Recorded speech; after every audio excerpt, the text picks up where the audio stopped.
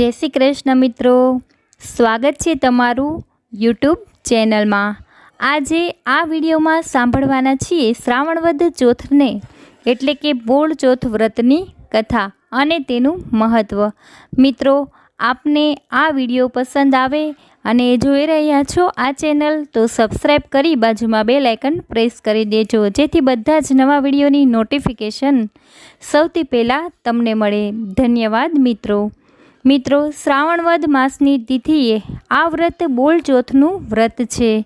बोल चौथना दिवसे वाछरडानुं पूजन करीने एक टाइम जमीने एटले के एकटाणुं करीने आ व्रत करे छे। आ व्रतने दिवसे स्त्रीओ घऊनी के चप्पाथी सुधारेली वस्तुओ खाती नथी। आ व्रतना दिवसे दळवुं के खांडवुं न जोईए। आ व्रत गौ पूजाना महत्वने समजावे छे। आ दिवसे सवारे स्नानादिथी परवारीने कंकु, चोखा अने फूलना हारथी गायनी वाछरडानुं पूजन करवामां आवे छे।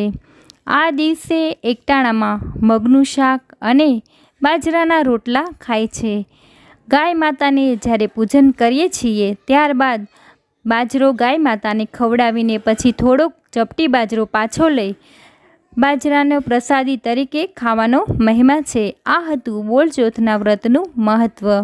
હવે સાંભળીશું બોલચોથ વ્રતની કથા, જે તમે પૂરી શ્રદ્ધાથી સાંભળજો। એક હતા સાસુ અને બીજા હતા વહુ। सासू बोल चौथने दिवसे नदीए नाहवा माटे गया अने जती वखते वहूने कहता गया, अरे वहू बेटा, आजे तो घऊलो खांडीने रांधी राखजो। भले कहीं एमना घरमां एक गाय हती। गायनो एक वाछरडो हतो। ए वाछरडानो रंग घऊना जेवो हतो अने एनुं नाम घऊलो पाड्युं हतुं। वहूए तो आ घऊला नामना वाछरडाने खांडणीमां खांड्यो अने हांडलामां नाखीने चूले रांधवा मूक्यो। आवीने सासूए पूछ्युं एटले वहूए जवाब आप्यो, अरे बा, घऊलाने चूले तो चढ़ाव्यो, पण एणे घणो उत्पात मचाव्यो, घणुं जोर कर्युं, मांड मांड खांड्यो अने मांड मांड चूले चढ़ाव्यो। आ सांभळी सासूना पेटमां फाळ पड़ी। एने लाग्युं के चोक्कस वहूए गायना घऊलाने खांडीने रांधी नाख्यो छे अने समझ फेर थई छे। सासूए ज्यारे साची हकीकत जाणी त्यारे आभी ज बनी गई। आजे तो बोल चौथ हती। गामना लोको वाछरडानी पूजा करवा आववाना छे अने हवे ए सौने शुं मोढुं बतावीशुं।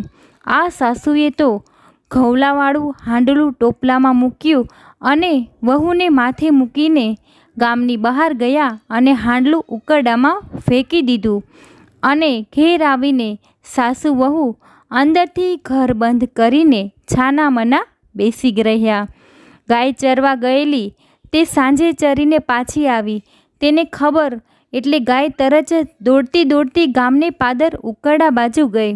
उकरडामां जईने एणे हांडलामां शींगडुं माथुं एटले तरत ज हांडलुं फूटी गयुं अने एमांथी वाछरडो कूदीने ऊभो थयो। वाछरडुं गायने धावा लाग्यो। आ बाजू बधा वाछरडाने पूंजवा माटे सासू वहूने घेर आव्या तो घर अंदरथी बंध। बधाए बाणुं खखडाव्युं पण घर अंदरथी उघड़े नहीं। एवामां गाय अने वाछरडो घेर आव्या अने वाछरडो गायने धावा लाग्यो। एटले एक बाईए कह्युं, अरे बाणुं तो उघाडो, आ तमारो वाछरडो गायनुं बधुं ज दूध धावी जाय छे। सासू वहूए बारणानी तिराडमांथी जोयुं तो खरेखर गाय ઊભી હતી અને વાછરડો ધાવતો હતો। સાસુ વહુએ બારણું ઉઘાડ્યું, ગાય અને વાછરડાને અંદર લીધા અને સૌએ ગાય અને વાછરડાની પૂજા કરી અને વ્રત પૂરું કર્યું। દર વર્ષે બોલ ચોથનું વ્રત કરવું એ દિવસે વ્રત કરનારે દળવું પણ નહીં અને ખાંડવું પણ નહીં। આ વ્રત કરનારને આ વ્રત ગોરાણીની માફક ફળજો। તો આ હતી બોલ ચોથ વ્રતની કથા અને તેનું મહત્વ। આપને આ વિડીયો પસંદ આવ્યો હોય અને હજુ સુધી ચેનલ સબસ્ક્રાઈબ નથી કરી તો તમે અત્યારે જ કરી દો, તાકી બધા જ નવા વિડીયો સૌથી પહેલાં તમને મળે। ફરી મળીશું આવા જ એક નવા વિડીયો સાથે। જય શ્રી કૃષ્ણ.